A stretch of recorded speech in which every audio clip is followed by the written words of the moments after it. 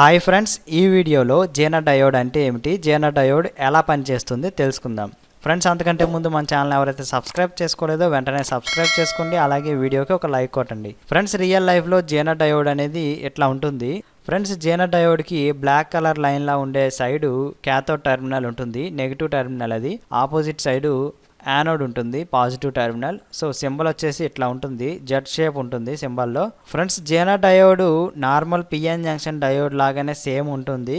Depletion layer ఉంటుంది, P type region ఉంటుంది, N type region ఉంటుంది. అట్లాగే ఫార్వర్డ్ బయాసింగ్లో మనం పాజిటివ్ వోల్టేజ్ని యానోడ్కి ఇస్తాం, నెగిటివ్ వోల్టేజ్ని క్యాథోడ్కి ఇస్తాం. So PN junction diode, zener diode same ఒకేలా ఉంటాయి, అది ఫార్వర్డ్ బయాస్లో. ఫ్రెండ్స్, ఇందులో చూడండి, ఇది ఫార్వర్డ్ బయాస్ రీజియన్. ఇందులో కట్ ఆఫ్ వోల్టేజ్ ఉంటుంది కదా, 0.3 కానీ 0.7 కానీ, ఒక్కో డయోడ్ ఒక్కోలా ఉంటుంది.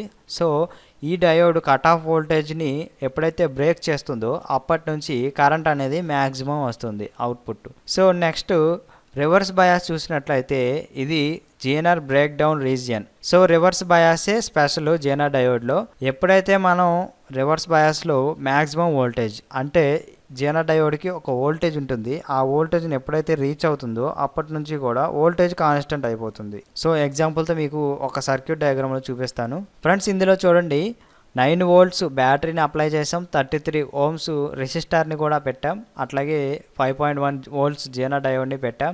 దాంతోపాటు ఇక్కడ అవుట్పుట్ చూపిస్తున్నాం, 5 volts రెగ్యులేటెడ్ అవుట్పుట్ వోల్టేజ్ అని. సో ఇక్కడ బ్యాటరీ పాజిటివ్ టెర్మినల్ని రెసిస్టర్కి ఇచ్చాం, రెసిస్టర్ నుంచి జేనర్ డయోడ్ని ప్యారలల్గా కనెక్ట్ చేసాం, అట్లాగే అక్కడ నుంచి పాజిటివ్ వోల్టేజ్ని అవుట్పుట్గా తీసుకున్నాం. బ్యాటరీ నెగిటివ్ టెర్మినల్ని తీసుకొని జేనర్ డయోడ్కి యానోడ్కి ఇచ్చాం రివర్స్ బయాస్లో. సో ఇక్కడ మీరు చూడాల్సింది ఏంటంటే, జేనర్ డయోడ్ ఎప్పుడైతే మనం ప్యారలల్గా రివర్స్ బయాస్లో కనెక్ట్ చేస్తామో అప్పుడు ఆ జేనర్ డయోడ్ అనేది రెగ్యులేటర్ అవుట్పుట్ ఇస్తుంది.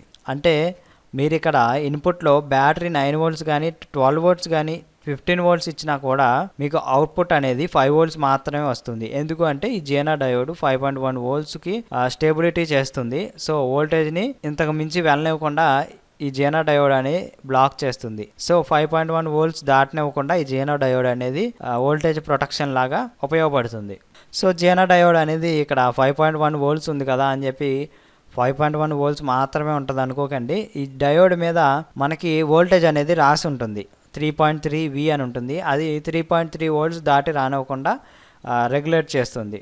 సో అట్లాగే 5.1 volts ఉంటుంది, 6.2 volts ఉంటుంది, 12 volts ఉంటుంది, అట్లా డిఫరెంట్ వోల్ట్స్ అయితే ఉంటుంది. సో దాని మీద ఎంత వోల్టేజ్ అయితే రాసి ఉంటుందో అంత వోల్టేజ్ని అది స్టెబిలిటీ చేస్తుంది, అంటే రెగ్యులేట్ చేస్తుంది.